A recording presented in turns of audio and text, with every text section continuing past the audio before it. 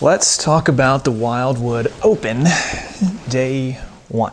First and foremost, what an awesome crowd we had. I say crowd, it was a group of spectators, but super nice people. Everybody that worked there was awesome. The tournament was really well ran, and everybody that came out to watch us was fantastic. So big thank you to Continental Country Club and all of you down there. It was really, really cool. You made the environment pretty fun for such a short, interesting, quirky course. The environment was really a lot of fun. This was a massive learning day for me. I can't really put to words just how much I learned in one 18-hole round.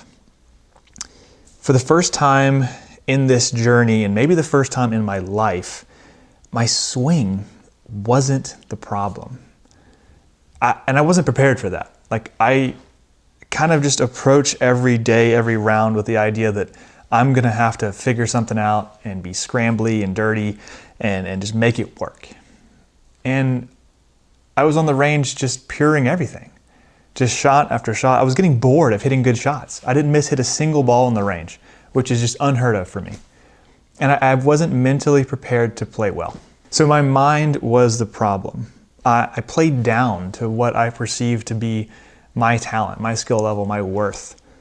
I wasn't ready to have a swing that good, simply put. So starting the first hole, I actually started really strong.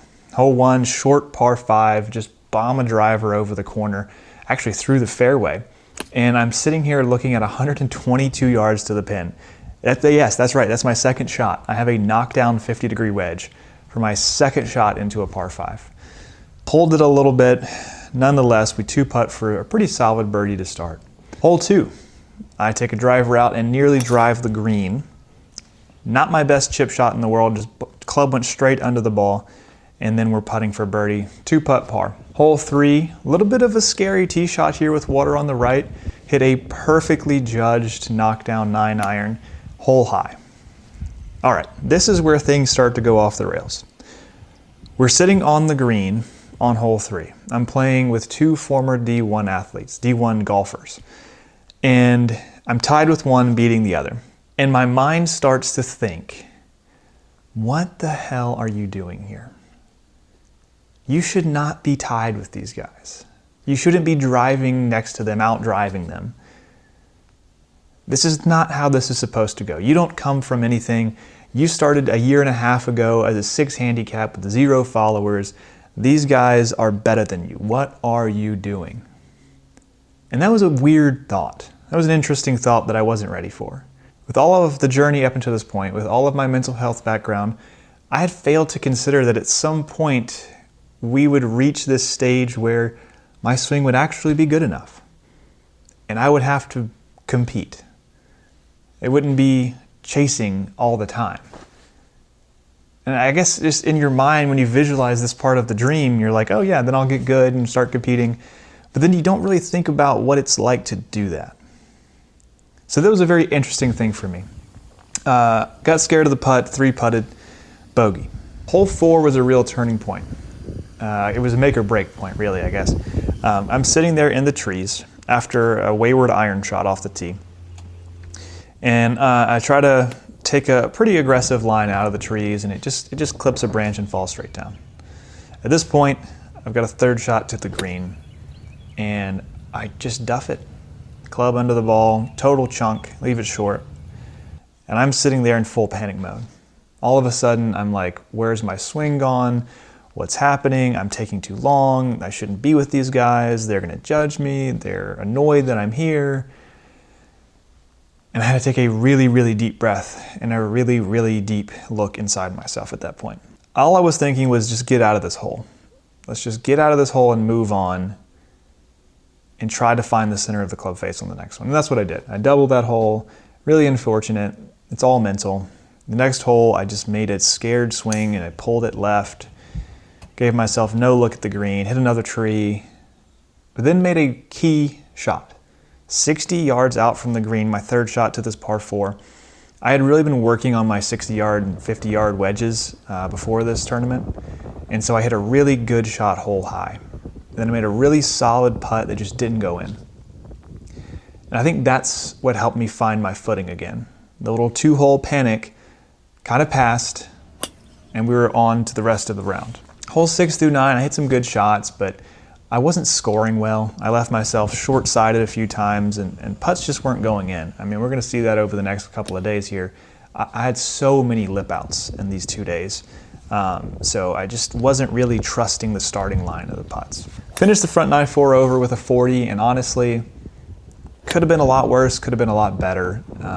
With the way my mentality was going, with where my head was at, 40 is kind of just fine. Like, my game was way better than that, but my mind was way worse than that. So on to the back 9. Hole 10, ho-hum par, settles me down a little bit. And I'm gonna spend quite a few minutes talking about hole 11 because this moment, this shot, this hole changed the weekend. And I hate to be this dramatic, but I think it changed my life. It changed at least my golf life.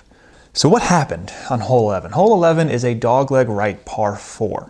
There's a bunker past the fairway in the dogleg, trees beyond that. It's a really narrow, intimidating tee shot. The tee is really kind of crowded with trees, and there's some power lines coming straight across the tee box. So real danger of hitting those and having to re-tee. I pulled my drive over the bunker into the woods, and I'm sitting in the woods, and Kat, who's caddying for me, says, what's the most aggressive swing you can make here? What's the most aggressive line you can take? Let's just hit that shot. The most aggressive line I could take, it was 155-ish yards. Wind was out of the left, hurting. So I took a 9-iron, and I was gonna kind of try to hit this little rising cut. It was gonna have to go up and over some trees and land on the green. The green was kind of situated away from us on a 45, so it was gonna have to stick pretty good. And I was in an okay lie, it was setting up okay, but just dirt, hard pan, leaves and stuff. And she intentionally didn't film this, so we don't have footage of the shot. But she wanted me to just say, to heck with it, make the aggressive swing, make it happen, don't worry about the camera, don't worry about anything else. And this is where I started having fun again. I just threw caution to the wind. I hit a great looping cut 9-iron up and over the trees onto the green about 12 feet from the hole. One of, if not the best shot of my life. This is the kind of thing that I lived for as a kid. Growing up playing golf, I was always trying to make the hero shot. It was so much fun. And hitting that shot right there was fun. And it showed me how good I am. I really do have some talent. I really do have some skill. And if I can get out of my own way, I can hit the hard shots. So I'm sitting there 12 feet for birdie, and it's a downhill putt, fairly straight. Just put a good stroke on it, and it goes in the hole. Now all of a sudden, I've gone from what I thought was a worst case scenario, hitting a double cross, pull over the bunker into the woods, to my second birdie of the day. I can't really put to words how important hole 11 was on the course of the weekend and in the broader course of this journey. Hole 13 was probably the most fun hole I played in the entire tournament. There was an entire group of spectators gathered behind the green, probably 20 people or so in golf carts and kind of standing around because we were playing in like a neighborhood. And it's a par 3, it's playing pretty long, wind into the face. I had about 188 yards, so I hit a 5-iron. Just this low, ugly pull that ended up hitting the bunker, but bouncing out onto the edge of the bunker. So I'm sitting in a really sandy, like hard, no grass lie, chipping across the green. And I'm just like, you know what? Let's just hit a shot here. Let's have some fun. Let's just make the hard shot. Take a pretty aggressive approach to this with a 54 degree as opposed to like a bump and run out of this lie. And honestly, it was going in the hole. If it hadn't hit that leaf right there, it was going in. And it just burns the edge, settles foot past the hole, got the spectators going. One guy in particular was really jazzed about it, and it was just a ton of fun. It was a ton of fun to hit a shot and have a reaction like that. Especially a shot that I'm like, I could just straight duff this. Like I could just chunk it in this lie. And to just look that fear in the face and do it and have people there to see it and celebrate it was really cool. Hole 16, unfortunate bogey. I just straight up skied a 5-wood off the tee, like 120 yards into the fairway. And it left me just way too far in. Hole 17, really unfortunate bogey, just the worst swing of the day off the tee, and then just a pathetic attempt at a chip, ran it way by the hole. Don't really want to talk about those too much. They sucked, they're bogeys. Hole 18 is what I want to talk about, because this right here is a turning point. Tee shot, fine, in the fairway, move on. But the 50 degree approach shot. Again, Kat says, what's the most aggressive line? Let's take it and just swing it. So I took an aggressive line, and for the first time in 6 months, 7 months, I genuinely don't know how long, because I didn't even know I'd fallen into this pattern. I looked up to find the ball. And I know that kind of sounds weird because that's like what you're supposed to do in golf. But what I mean is, like, I wasn't trying to guide it.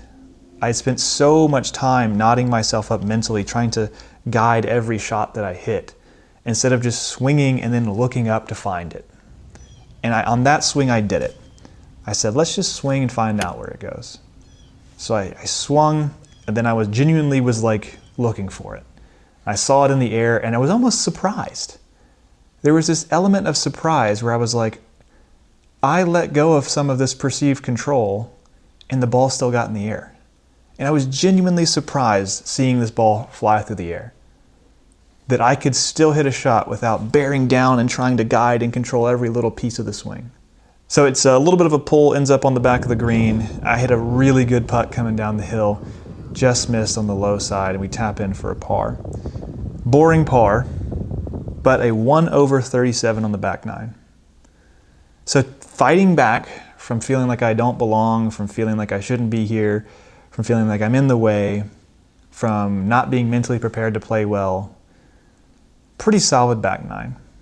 And I'm pretty pleased with how we finished the day, but I'm really pleased with this kind of mental transition that happened on the back nine. I hadn't really realized this, but I was so knotted up in my mind. I couldn't trust my lines. I couldn't trust my putts at all. And I was backing off over a lot of shots. I was lipping out a lot of putts. I didn't know where I was lined up most of the time. I didn't trust the aim at all. I didn't trust my swing. I was trying to control every little piece of everything, and therefore couldn't trust myself to just make it happen. Swing was really good today, but I couldn't let go of trying to control it, trying to make things happen, trying to force them, trying to make sure I didn't mess up. And without knowing it, that's a pattern that I'd gotten myself into for quite a while, but I hadn't even picked up on it. I was so deeply entrenched in it that I couldn't bring an outside perspective or awareness to it until Kat brought that light into the situation. The big takeaway here is just play free. Trust your game, play free. But that's so cliche and so easy to say and hard to do. And I remember laying in bed that night just reflecting on the day, thinking about that 50-degree shot, and just thinking to myself, man, I can just swing it. I can just play free, and the ball will still get up in the air, and I can just go find it and hit it again. Thinking about the shots I hit, thinking about how good my swing was, and thinking about that epiphany of letting go of the perceived control really carried me into the next day with a much better attitude. And this is something that we are just barely scratching the surface on. Again, thanks for following along. If you aren't, hit that subscribe button. It really does help. Share the video with somebody you think could use it. Hit the like button. Drop a comment below. Let me know what you're thinking of the journey. Let me know if this is resonating with you. That's why I do it. I'd love to hear from you. Otherwise, I'll see you in the next one.